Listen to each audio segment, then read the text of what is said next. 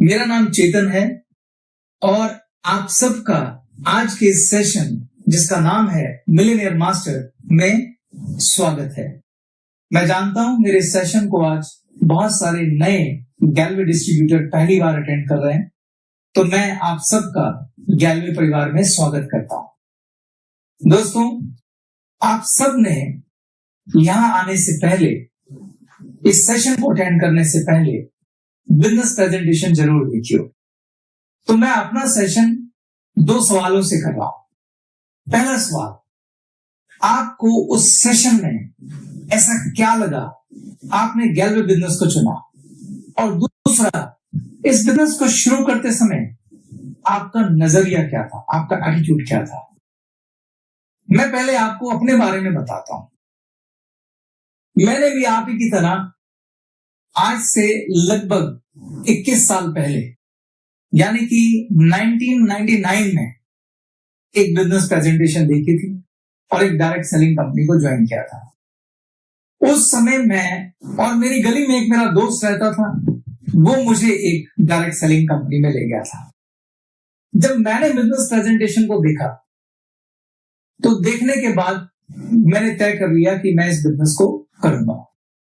और जो 2 सबसे इंपॉर्टेंट बातें मुझे वहां पे समझ में आई, जिन्होंने मुझे इंस्पायर्ड किया इस बिजनेस को ज्वाइन करने के लिए, उनमें एक था प्रोडक्ट। मुझे कंपनी का प्रोडक्ट बहुत अच्छा लगा था, लेकिन खाली प्रोडक्ट की वजह से मैंने बिजनेस ज्वाइन नहीं किया, क्योंकि अगर मुझे खाली प्रोडक्ट लेना होता तो मैं प्रोडक्ट खरीद के घर आ जाता। दूसरी चीज मुझे जो सबसे अच्छी लगी वो था उस कंपनी का बिजनेस प्लान। और उस बिजनेस प्लान की वजह से लाखों रुपए कमाने वाले लोग, वहां कुछ लोग थे जो खड़े होकर अपने अनुभव शेयर कर रहे थे, जिन्होंने इस बिजनेस से अच्छा पैसा कमाया। मैंने उनके चेक देखे, मैंने उनकी मैगजीन में लगी फोटोज देखी, मैंने उनकी गाड़ियां देखी। उनके पास वो सब कुछ था जिसका मैं ख्वाब देखा करता था। उस बात ने मुझे बहुत इंप्रेस किया और मेरे मन में एक उम्मीद जगाई कि क्या मैं भी इस बिजनेस से वो सब हासिल कर सकता हूं जो इन लोगों ने किया। इन दोनों बातों की वजह से मैंने तय किया कि मुझे ये बिजनेस करना चाहिए। मजेदार बात ये थी कि वो लोग जिन्होंने वहां पैसे कमाए थे, उसमें हर तबके का व्यक्ति था।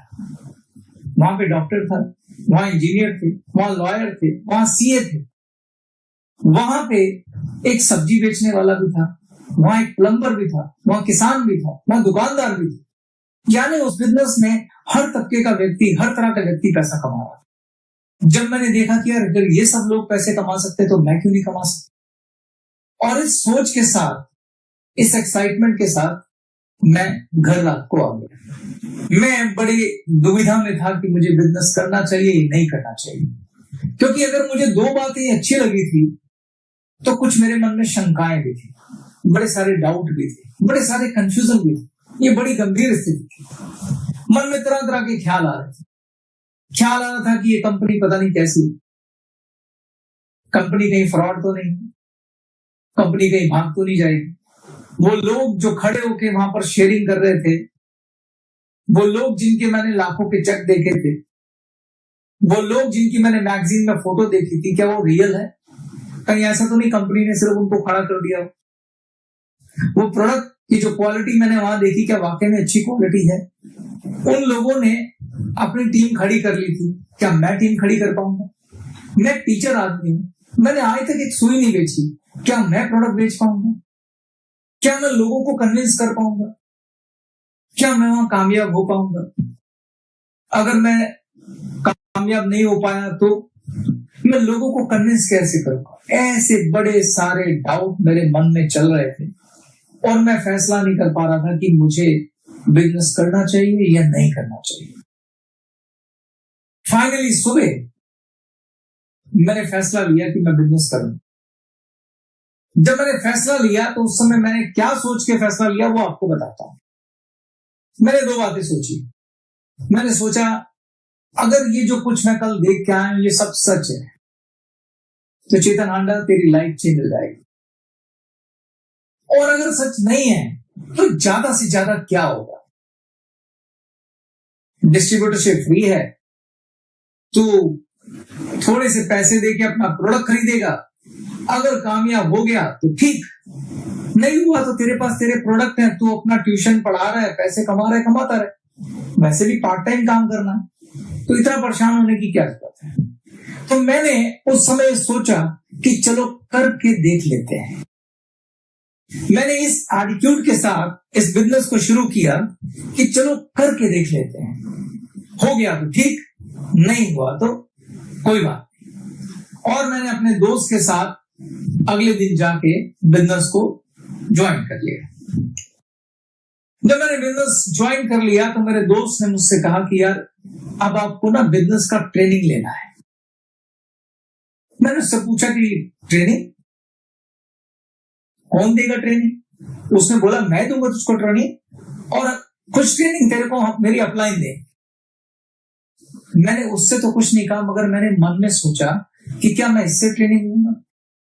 मैं इतना पढ़ा लिखा व्यक्ति, फिजिक्स का टीचर, अब मुझको ये ट्रेनिंग देगा? मैंने अपने अभिमान में उसको कुछ नहीं बोला, उसको सिर्फ बोला यार ट्रेनिंग करके क्या करना है? तुमने मुझे बोला था कि मुझे अपने लोगों को एक एक करके आप लोगों से मिलाना, मैं मिला दूंगा।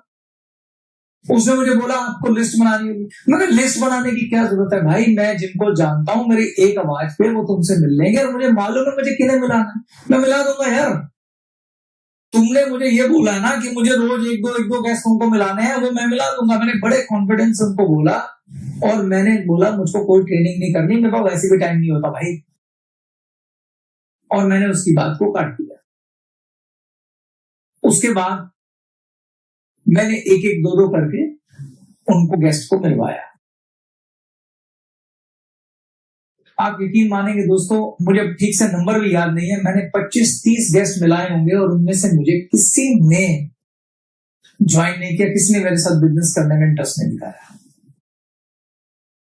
और जब जब मेरे गेस्ट मुझको मना करते थे, जब जब मेरे गेस्ट मेरे को ना कर देते थे, मुझे अंदर से बहुत बुरा लगता था, क्योंकि कुछ लोग बहुत सरकास्टिकली भी मना करते थे, और मैं बार बार ये मन बनाता था कि मैं बिजनेस छोड़ देता हूं।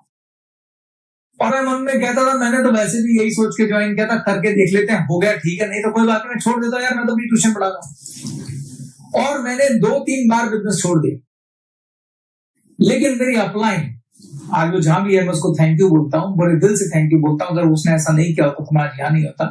मेरी अपलाइन ने मुझे नहीं छोड़ा। मेरी अपलाइन जब भी मैं घर बैठता था वो मेरे पास आ जाता था और मुझे खींचकर एक जगह ले जाता था। वो जगह मैं आपको बताता हूं, वो जगह बड़ी कमाल की थी, वो जादुई जगह थी। मेरे जितने भी अपलाइन है और हमारी जो पूरी टीम है, वो रात को एक जगह पे इकट्ठे होते थे। उस जगह को हम कहते थे अड्डा। वो हमारे एक सीनियर अपलाइन की एक शॉप थी जो 7-8 बजे बंद हो जाती थी, काफी बड़ी जगह थी, तो वहां शाम को इकट्ठे होते थे सारे। तो मेरा फ्रेंड, मेरी जो अपलाइन है, वो मुझे वहां ले जाता था। जब मैं वहां जाता था तो वहां सारे के सारे बहुत पॉजिटिव बातें करते थे, वो मुझे फिर से मोटिवेट करते थे और मैं फिर पॉजिटिव होकर आ जाता था। फिर मैं 2-4 गेस्ट इंट्रोड्यूस कर देता था, पर ऐसे करते करते मैंने 25-30 जब गेस्ट इंट्रोड्यूस कर लिए तो फाइनली मैं हार गया और मैंने कहा मुझे बिजनेस नहीं करना। फिर मेरी अपलाइन ने मुझे बोला कि यार मैं ना आपसे हमेशा बोलता हूं, आप ना एक्चुअली मतलब मैं आपको बुरा ना लगे तो आपको बोलो, आप बहुत सारी गलतियां कर रहे हैं, आप एक बार मेरे कहने से ट्रेनिंग ले लीजिए। मुझे मालूम है मैं आपको पहले भी कह चुका हूं कई बार कि आप ट्रेनिंग ले लीजिए, आप नहीं लेते। आप थोड़ा सा एक बार मेरे कहने पे वक्त निकाल के ट्रेनिंग ले लीजिए। पता नहीं मेरे मन में क्या बात आई, क्या बुद्धि बैठी, मैंने उसकी बात मान ली और मैंने ट्रेनिंग ली। और जैसे जैसे मैं वो ट्रेनिंग अटेंड करता गया, मुझे बहुत पछतावा हुआ। मुझे समझ में आया कि एक्चुअली मैंने 25-30 गेस्ट इंट्रोड्यूस नहीं किए थे, मैंने 25-30 ब्लंडर किए थे। वो ट्रेनिंग लेने के बाद मुझे समझ में आया कि मैंने 25-30 ब्लंडर किए थे। दोस्तों, मुश्किल से 5-7 घंटे की टोटल ट्रेनिंग थी, जो मैंने 1-1 घंटा करके रोज करके 6-7 दिन में पूरी की। उसके बाद मैंने 20 गेस्ट इंट्रोड्यूस किए। जब मैंने 20 गेस्ट इंट्रोड्यूस किए तो आप जानकर हैरान रह जाएंगे कि वो 20 लोग वो थे जिन्हें मैं अच्छे से ठीक से जानता भी नहीं था, उनमें से 5 लोगों ने मुझे ज्वाइन कर लिया और उसके बाद मैंने कभी पीछे मुड़ के नहीं देखा। अब ये जो बात मैं आपको सारी बता रहा हूं, जो मैं आपको सारा कुछ समझा रहा हूं, इस समय क्या हुआ वो मैं आपको समझाना चाहता हूं। आखिर उस ट्रेनिंग से बदला क्या, वो समझने की जरूरत है। मैंने आपसे बोला था कि जब मैंने बिजनेस शुरू किया था तो मेरा एटीट्यूड था करके देख लेते हैं। मैंने इस बिजनेस को जब शुरू किया तो मैंने आधे अधूरे विश्वास के साथ शुरू किया, शंकाओं के साथ शुरू किया, इस एटीट्यूड के साथ शुरू किया कि करके देख लेते हैं। I was not serious for this business, मैं इसको बिजनेस मान भी नहीं रहा था। जब आप ऐसे आधे अधूरे विश्वास के साथ, शंकाओं के साथ, कंपनी पे शक, प्रोडक्ट पे शक, लोगों पे शक के साथ बिजनेस करेंगे और लोगों को ये बिजनेस देने की कोशिश करेंगे तो आप उन्हें क्या परोसेंगे? आप उन्हें यही सब परोसेंगे। जब आपको बोला जाता है आप गेस्ट लेके आओ, किन लोगों को आप लेके आते हैं? आपके दोस्त, आपके रिश्तेदार, आपके साथी, आपके फ्रेंड्स। आप सोच के देखिए, जिस बिजनेस पे आपको खुद विश्वास नहीं है, जिस प्रोडक्ट पे आपको विश्वास नहीं है, जिस कंपनी पे आपको विश्वास नहीं है, जिसके लोगों पे आपको विश्वास नहीं है, पहला सवाल, क्या वैसा बिजनेस आपको अपने दोस्तों को ऑफर करना चाहिए? ये एथिकली भी ठीक नहीं। दूसरा, अगर आप ऑफर करेंगे भी तो आप बड़े आधे अधूरे आत्मविश्वास के साथ उन्हें ऑफर करेंगे, वो जिंदगी में कभी ज्वाइन नहीं करेंगे। इस बात को आप थोड़ा इस तरीके से समझिए। मान लीजिए आपका कोई दोस्त है जो अपने किसी बिजनेस में बहुत सक्सेसफुल है, थोड़ी देर के लिए समझ लेते हैं, मान लीजिए आइसक्रीम की दुकान है उसकी और वो बहुत सक्सेसफुल है, अच्छे पैसे कमाता है। अगर आप उसके पास जाएं और उसे बोले यार कि तुम मेरा भी यार ये आइसक्रीम का बिजनेस शुरू करा दे, और वो आपको बोले कि ठीक है तू आइसक्रीम का बिजनेस शुरू कर, मैं तुझे पूरी हेल्प करूंगा, मैं तुझे दिल से सिखाऊंगा, सब कुछ करूंगा, वहां पर दुकान ले ले, 20 लाख रुपए तुझे इन्वेस्ट करने हैं, तेरे को बिजनेस में सफलता दिलाने की गारंटी मेरी है, 100% तू सक्सेसफुल होगा। आप उसकी बात में इन्वेस्ट करेंगे कि नहीं करेंगे? आप 100% करेंगे, क्योंकि वो बात जो बोल रहा है, उसकी आंखों में जो कॉन्फिडेंस है, जो आत्मविश्वास है, वो आपको मजबूर करेगा कि आप उसकी बात माने। जब आप किसी बिजनेस में फेथ रखते हैं, जब आपको खुद को उस बिजनेस के बारे में भरोसा होता है, तो लोग आपकी बात मानते भी हैं और सुनते भी हैं, क्योंकि वो आपकी बातें नहीं सुनते हैं, वो आपके कॉन्फिडेंस को रीड कर लेते हैं। तो जिस बिजनेस में आपका फेथ ही नहीं है, जिसको आप शक की नजर से देख रहे हैं, जिसमें आपकी शंकाएं नीचे से लेकर ऊपर तक भरी हुई है, उसमें आप कामयाब नहीं हो सकते। अगर आप इस आधे अधूरे एटीट्यूड के साथ, करके देख लेता हूं इस एटीट्यूड के साथ इस बिजनेस को करने की कोशिश करेंगे तो आप 100% फेल हो जाएंगे। दोस्तों, 99.9% लोग जो इस बिजनेस को शुरू करते हैं, इसी एटीट्यूड के साथ शुरू करते हैं, क्योंकि 1 घंटे की बिजनेस प्रेजेंटेशन में आपको कॉन्फिडेंस नहीं आ सकता। इस आधे अधूरे विश्वास के साथ, इस एटीट्यूड के साथ करके देख लेते हैं। ज्यादातर लोग इसी एटीट्यूड से शुरू करते हैं, तो इसमें कोई बुराई नहीं है कि आपने इस एटीट्यूड से शुरू किया। प्रॉब्लम ये है कि आप इस एटीट्यूड को भरोसे में कन्वर्ट नहीं कर रहे हैं। बिजनेस ज्वाइन कर लिया आपने इस एटीट्यूड से, यहां तक ठीक है, लेकिन बिजनेस अगर आप करना चाहते हैं तो उससे पहले मैं आपसे कहना चाहता हूं कि आप पहले अपना इस बिजनेस में भरोसा पैदा करें। तो पहली चीज जो इस बिजनेस में कामयाबी के लिए चाहिए वो है faith. Faith in the company, faith in the business, faith in the product, faith in the business plan.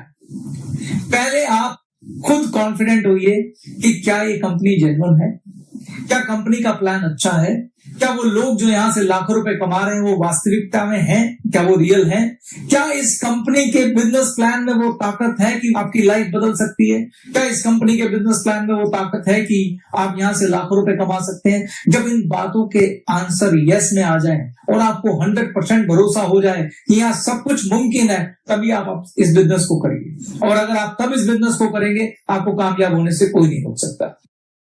अब सवाल ये है कि ये भरोसा आएगा कैसे? ये भरोसा आता है 2 चीजों से। पहला ट्रेनिंग और दूसरा आपका अनुभव। 70% रोल है ट्रेनिंग का और 30% रोल है आपके एक्सपीरियंस का। जिस दिन आप इस बिजनेस को ज्वाइन करते हैं तो मेरी रिक्वेस्ट है उस दिन आप अपनी अपलाइन की उंगली पकड़ लीजिए। जो आपकी अपलाइन आपको गाइड करे आप वही सब करिए। आप हो सकता है अपने प्रोफेशन में डॉक्टर हो, इंजीनियर हो, सीए हो, टीचर हो सकता है आपके अपलाइन उस प्रोफेशन की ना हो और उतनी पढ़ी लिखी भी ना हो जितनी आप हैं, वो पढ़ाई लिखाई उस दुनिया की है। लेकिन अगर आप इस बिजनेस में आए हैं तो आप थोड़ी देर के लिए अपने पुराने एक्सपीरियंस, पुराने अनुभव, हो सकता है आप किसी कॉर्पोरेट दुनिया में एमबीए हो, मैनेजर हो, एजुकेटर हो, ट्रेनर हो, उन सारे अनुभव को आप साइड में रख लीजिए। ओपन माइंड होके आपको इस इंडस्ट्री की ट्रेनिंग लेनी चाहिए और वो ट्रेनिंग आपकी अपलाइन ही देगी, क्योंकि वो परंपरा से सारी ट्रेनिंग अनुभव के साथ उनके पास आई हुई है। तो सबसे पहले आप ट्रेनिंग अटेंड कीजिए, पूरी ट्रेनिंग विदाउट एनी कंजूसी, बिना किसी कंजूसी के साथ आप ट्रेनिंग अटेंड कीजिए। ट्रेनिंग अटेंड करने के बाद आपको 70% फेथ कंपनी के अंदर आ जाएगा। अब उस ट्रेनिंग पे बेस आप काम शुरू कीजिए। जैसे जैसे आप ट्रेनिंग पे बेस काम करेंगे और आपको वो रिजल्ट मिलने लगेंगे जो आप रिजल्ट उम्मीद कर रहे थे, आपका फेथ 100% हो जाएगा। और जब आपका फेथ 100% हो जाएगा दोस्तों, तो आपको इस बिजनेस में कामयाब होने से कोई नहीं रोक सकता। तो पहली चीज जो आपको चाहिए इस बिजनेस में कामयाबी के लिए, वो चाहिए फेथ। क्या चाहिए आपको? फेथ। मेरे साथ क्या बोलिए, क्या चाहिए आपको? फेथ। और फेथ किससे आता है? दो चीजों से। नंबर एक, ट्रेनिंग। कितना परसेंट फेथ आएगा ट्रेनिंग से? 70%। और दूसरा आएगा एक्सपीरियंस।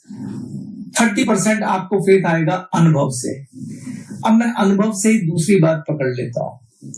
दूसरी चीज आपको क्या चाहिए यहां से कामयाब होने के लिए? दूसरी चीज जो आपको यहां चाहिए कामयाब होने के लिए, वो है आपका कमिटमेंट। ज्यादातर लोग इस बिजनेस के साथ जब वक्त देने की बात आती है तो न्याय नहीं करते हैं। फिर वापस आ जाता हूं, एटीट्यूड करके देख लेते हैं। बहुत सारे लोग इस बिजनेस को बिजनेस मानते ही नहीं है। इस बिजनेस में सबसे बुरी अगर कोई बात है तो वो बता देता हूं। वो बात ये है कि इस बिजनेस में कोई इन्वेस्टमेंट नहीं है, डिस्ट्रीब्यूटरशिप फ्री है। आप जितने मर्जी पैसों से इस बिजनेस को शुरू कर सकते हो। आपको कोई रोकने टोकने वाला है नहीं, क्योंकि आपको आजादी है, फ्रीडम है, फ्री विल है। इसलिए लोग इस बिजनेस में सीरियस नहीं होते। जो इस बिजनेस का पोटेंशियल है, जो इस बिजनेस से मिल सकता है, उसके अगेंस्ट लोग जरा सा भी सीरियस नहीं होते। यही अगर किसी ने 20-25 लाख रुपए लगा के एक दुकान खोली होगी, सुबह 8 बजे जाएंगे, रात 10 बजे तक वापस आएंगे, एक भी छुट्टी नहीं करेंगे, रात को नींद नहीं आएगी अगर सेल नहीं होती होगी।